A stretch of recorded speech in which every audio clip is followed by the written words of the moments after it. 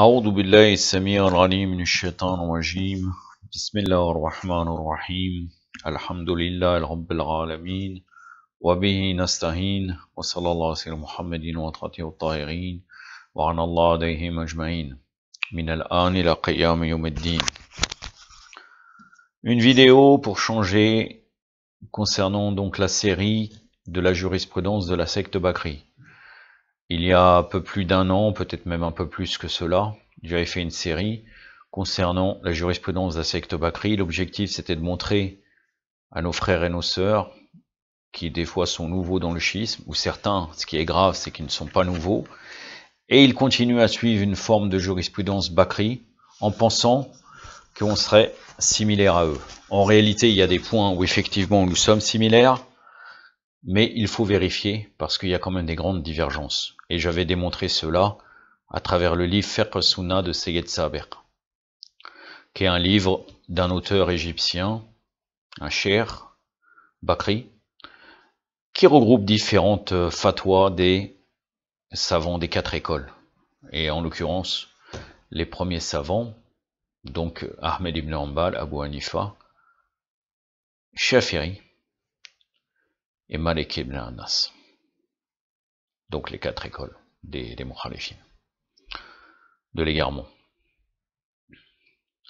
Et là maintenant, un frère, un noble frère m'a prêté divers ouvrages, il va continuer à m'en prêter, sur le fiqh des Mukhalifin, et donc j'en profite pour recommencer et réouvrir ce dossier.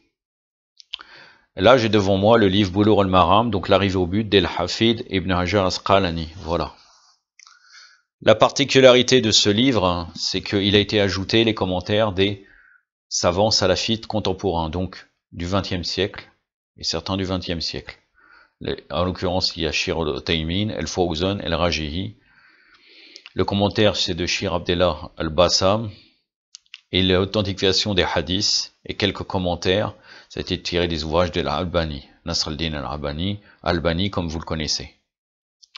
Ce livre est en 3 volumes, et j'avais relevé une problématique pour moi importante, où on est clairement divergent avec eux, c'est que pour eux, le tannage d'un vêtement, le tannage d'une peau d'un animal égorgé ou non égorgé, rend pur tout type de tannage. Donc pour nous, en réalité, vous allez le voir à travers Al-Bayt, seuls les peaux tannées qui sont issues d'un animal égorgé selon les rites, on peut le porter pendant la prière. Alors que pour eux, tout animal qui est issu donc c'est un cadavre, même qui vient d'un cadavre, de n'importe quel animal, sa peau devient pure si on la tanne.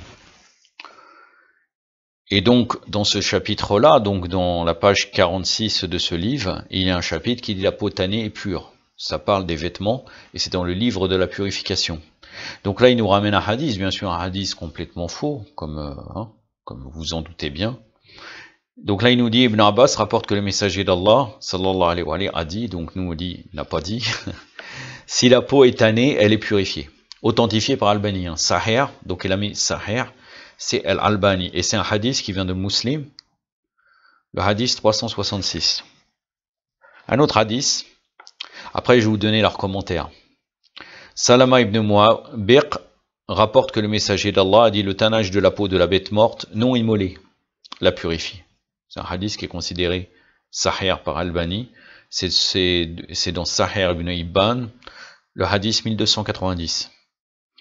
Maïmouna rapporte que le messager d'Allah, sallallahu alayhi wa sallam, passa devant une brebis que l'on traînait et dit pourquoi ne prenez-vous pas sa peau? Donc elle est morte, il voulait peut-être la jeter ou je sais pas. On répondit elle est morte non immolée. Il dit alors l'eau et l'acacia la purifieront. Donc l'eau et l'acacia c'est une manière de faire le tannage. Authentifié par Albani, il dit Sahih sur ce hadith, ça vient de Abu Daoud, Sunan Abu Daoud en l'occurrence, le hadith 4126. Qu'est-ce que nous dit Shir Abdullah al-Bassam, donc celui qui a commenté Boulough al-Maram de Ibn Hajar al-Asqalani, sur ce hadith? Donc le premier point, il dit le hadith d'Ibn Abbas montre de manière globale que toute peau tannée est pure, qu'elle provient d'un animal pur ou non, mais il est spécifié par le hadith de Maïmouna. Jusque là, dans le hadith de Maïmouna, Là, c'était une brebis que l'on traînait. Et là, il s'est avéré qu'ils ont dit que avec l'eau et l'acacia la purifieront. Donc même une peau issue d'un cadavre, elle devient licite à porter. Là encore une fois, tout ce chapitre tourne autour des vêtements de la prière. Il faut remettre dans le contexte. Sinon, à la limite, qu'on porte un cuir d'un animal non égorgé en dehors de la prière, ça ne pose pas de problème. Sauf éventuellement, bien sûr, si nous avons notre corps ou les mains mouillées, il y a une transmission d'impureté. Donc à ce moment-là, si on devrait aller vers la prière, par exemple, il a plu énormément, on a porté un cuir, il faudra se nettoyer le corps avant, avec de l'eau bien sûr, avant d'aller vers la prière. Donc là il dit, voilà, donc le hadith de Maïmouna, il nous prouve que quoi, c'est le sang d'une bête morte. Le premier enseignement. Le deuxième enseignement, le hadith de Salama ibn al-Muhabbiq, celui qui dit le tannage de la peau de la bête morte la purifie, indique que de manière globale, le tannage purifie la peau de la bête morte non immolée, mais il est spécifié par le hadith de Maïmouna. Oui, puisqu'après il parle des moyens pour émolier. L'eau et l'acacia l'immolent, la purifieront. Troisième point. Le hadith de Maïmouna indique que le tannage purifie la peau de la brebis non immolée, et il en est de même pour toutes les bêtes dont la consommation est permise. Ainsi, ce hadith vient de spécifier le hadith de Salama. Quatrièmement, puisque la peau a été purifiée par le tannage, il est permis de l'utiliser pour ce qui est solide et liquide, de même qu'il est permis de la porter, de l'étendre au sol et d'autres utilisations encore, et puisqu'elle a une valeur marchande, il est permis d'en faire commerce. Sur ça, il n'y a aucun problème. Et d'ailleurs, notre problème à nous, que nous avons avec eux, c'est le sujet de la peau donc d'un animal non égorgé qu'on portera dans la prière. Tout le reste, il n'y a pas de problème. Il est permis de l'étendre au sol, d'utilisation au corps, il n'y a aucun souci. Nous, en tant que disciples de Ahlul Bayt, on n'a pas de problème avec ça. Cinquièmement, il est permis de tanner avec tout ce qui garde l'excédent de peau. Donc là, c'est le processus du tannage. L'adouci, il empêche de se putréfier, se corrompre, qu'il s'agit d'acacia, de pelure de grenade ou autre, puisque vous savez très bien que dans une peau, une fois que nous l'avons sortie, que l'animal a été égorgé ou non, si nous enlevons, il reste encore des traces de sang en dessous, etc. Il faut aussi nettoyer la laine ou autre. Donc là, c'est un processus de tannage, il faut frotter pour pouvoir enlever cette chose-là, parce qu'après, avec le temps, le sang qui a été enlevé, qu'il reste encore un peu de sang sur la peau ou bien en dessous de la peau, eh ben ça risque de faire pourrir la peau. Là, c'est ça qui est très intéressant. Subhanallah. Le sixième point, pour nombre de savants tels que Shir al-Islam ibn Taymiyyah, l'arnatullah alayh, Ibn al-Qayyim ou Shir al-Albani, l'arnatullah alayhima, à notre époque, le hadith de Maïmouna n'est en aucun cas restrictif, et on reste sur la globalité du hadith, toute peau tannée purifiée. Donc là, il mélange tout.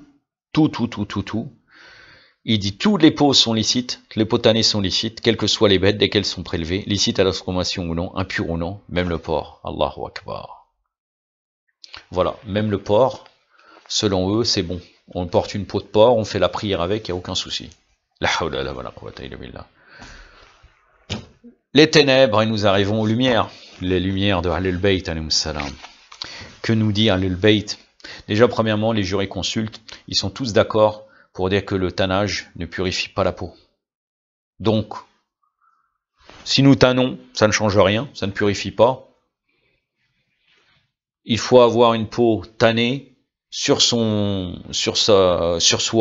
Éventuellement, si on en a une, c'est pas obligatoire, mais si c'est notre vêtement, on peut avoir une peau tannée pour faire la prière d'un animal qui a été égorgé selon les rites islamiques. Sinon, toutes les autres, nous ne pouvons pas le porter. Voilà. Quelqu'un a demandé à l'imam Sadiq, quelqu'un a dit à l'imam Sadiq, peut-on faire la prière avec un vêtement fait avec la peau d'un animal qui n'a pas été égorgé, conformément à la loi islamique, lorsqu'on sait qu'elle est tanis? C'est la question vraiment typique de ce qui a été traité. Que dit l'imam?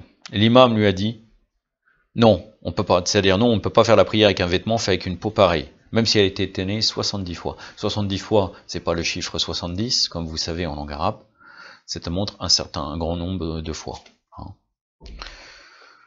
Wassail al-shira, volume 4, page 343. Que dit nos fuqaha, hein? J'ai pris l'exemple de Sayyid al-Khoui, puisqu'il est le professeur de un grand nombre de savants actuels.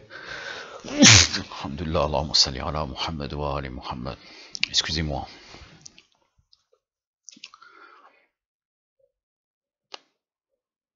Je voudrais faire une petite parenthèse sur l'éternuement. Nous avons il est dit nous dans notre culture islamique et peut-être même dans les hadiths que l'éternuement c'est shahid al-haq. C'est-à-dire que par exemple si on dit une chose et bon qu'il n'y a pas des gens, ou bien par exemple quelqu'un est en train de parler à ce moment-là il éternue, c'est d'une preuve de la véracité. J'étais en train de dire que Sayyid al-Khoui est le professeur d'énormément d'élèves et donc à ce moment-là j'ai éternué, c'est-à-dire c'est une réalité. Bon, de toute façon, tout le monde le sait, les gens spécialistes, mais c'est juste pour faire une parenthèse sur l'éternuement, parce qu'apparemment, il y a certaines cultures qui disent que l'éternuement est négatif. J'ai trouvé cela dans certains livres d'éthique, qui parlent sur le tatayyur, c'est-à-dire le présage. Hein, c'est comme parce que nous, on dit dans Al-Bayt que même s'il y aurait des mauvais présages, le présage, c'est nous qui le faisons. Si nous avons des pensées négatives, eh ben, on influence, on aura un mauvais présage. Sinon, en réalité, on peut combattre ce mauvais présage qu'on dit qu'il serait éventuellement, qu'il existerait. Là, on ne parle pas de l'éternuement, je parle d'autres manières, on ne va pas rentrer dans ce sujet-là. On peut le combattre à travers le bon osnaddan, avec la bonne conjecture, d'avoir une bonne pensée. Par exemple, Allah subhanahu wa ta'ala dans la sourate Yasin, il nous dit, les gens ils ont dit tu es un mauvais présage ou quelque chose comme ça, et j'ai oublié exactement qui a dit cela, hein, mais il avait dit ça un croyant il me semble, vous pourrez revenir dans Surat Yasin, il a dit le mauvais présage c'est vous qui l'avez, ça vient, c'est à vous, c'est-à-dire voilà, c'est-à-dire ce n'est pas à prendre en compte, c'est vous qui le faites en fait, c'est vous pour vous-même. Je reviens à mon sujet. Je vais essayer de trouver la... Voilà. Là. Donc c'est dans le guide du musulman. Hein, le guide du musulman de Sayyid Sistani. Non, de Sayyid al-Khoui. Je vais prendre le livre de Sayyid Sistani après. En vérité, il n'y a pas une grande divergence entre les marjas sur cette question-là. Vous pouvez revenir à d'autres marjas. Ils sont soit dans la précaution obligatoire ou précaution recommandée, on va le voir, c'est quand même une parenthèse importante, mais on va voir, de toute façon, pour nous, pour le porc, le tannage ne purifie pas, et vous allez voir où serait la précaution. Le vêtement qu'on porte, Sayyid al-Khoui dit, la fatwa numéro 354, le vêtement qu'on porte pendant la prière ne doit pas être fait avec des parties du cadavre d'un animal dont le sang jaillit, lorsqu'on coupe sa grande artère, donc un cadavre. Et la précaution obligatoire veut qu'on évite même le vêtement fait avec des parties du cadavre, la peau, les poils, etc. d'un animal dont le sang ne jaillit pas à la coupure de sa grande artère. C'est-à-dire que même si on est avec un animal, une peau de serpent par exemple, on doit éviter de le mettre pendant la prière. Hein. Et là on reste toujours exactement dans le cadavre. Hein. La peau, les poils, etc. d'un animal dont le sang ne jaillit pas à la coupure de sa grande artère, le serpent ou le poisson par exemple.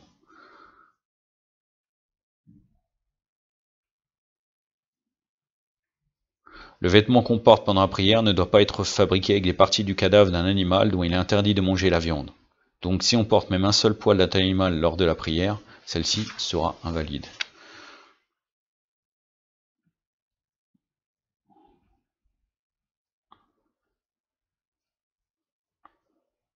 Voilà, voilà ce que dit Sayyid al-Khoui, rahmatullah alayh.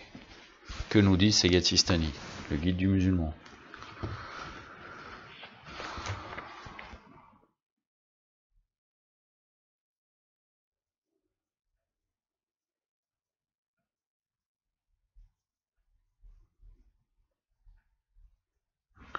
Il nous dit dans l'article 372, le vêtement que l'on porte, y compris une pièce qui ne servirait pas à couvrir à elle seule les parties intimes, selon la précaution recommandée, pendant la prière ne doit pas être fait avec des parties du cadavre d'un animal dont le sang jaillit lorsqu'on coupe sa grande artère. Là, il parle de précaution recommandée, il y a d'autres marjas qui ne posent aucun problème. Le fait que si c'est quelque chose qui n'est pas considéré comme un vêtement. On avait dit que le vêtement, précédemment, c'est ce qui permet de couvrir les parties intimes. Si c'est fait avec un animal issu d'un cadavre, on a par exemple un petit portefeuille, pour la majorité des savants, ça ne pose aucun problème de le porter. Ou bien une ceinture, par exemple, si issu d'un cadavre. Donc, encore une fois, quand je parle de cela, c'est parce qu'on parle du tannage. On est dans le cuir, on est bien d'accord, c'est cela. Donc lui dit par précaution recommandée, il faudrait ne pas le porter. Et la précaution recommandée, donc avec des parties du cadavre d'un animal dont le sang jaillit lorsqu'on coupe sa grande artère, animal à sang chaud. Et la précaution recommandée veut qu'on évite même le cadavre, même le vêtement fait avec des parties du cadavre, la peau, les poils, etc. d'un animal dont le sang ne jaillit pas à la coupure de sa grande artère, animal à sang froid tel le serpent ou le poisson, par exemple. Je vais revenir dans la fatwa de...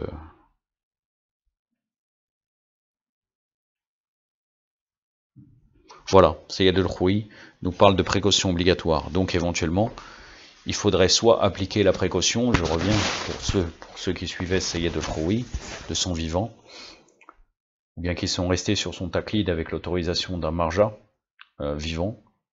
Donc la précaution recommandée, soit il faut appliquer cette précaution, s'il n'y a pas personne d'équivalent, ou bien revenir avec quelqu'un qui a fait une fatwa. Personnellement, j'en connais pas, c'est possible qu'il y ait une fatwa. Donc pour Sayyid al-Khoui, la précaution obligatoire,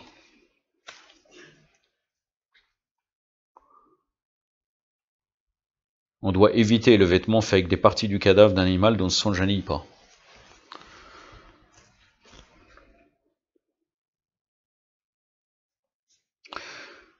Et la précaution on va recommander, vous qu'on évite même le vêtement, ça c'est Sayyid Sistani, fait avec des parties du cadavre, la peau, les poils d'un animal dont le sang ne jaillit pas à la coupure de sa grande artère, animal à sang froid tel le serpent ou le poisson par exemple.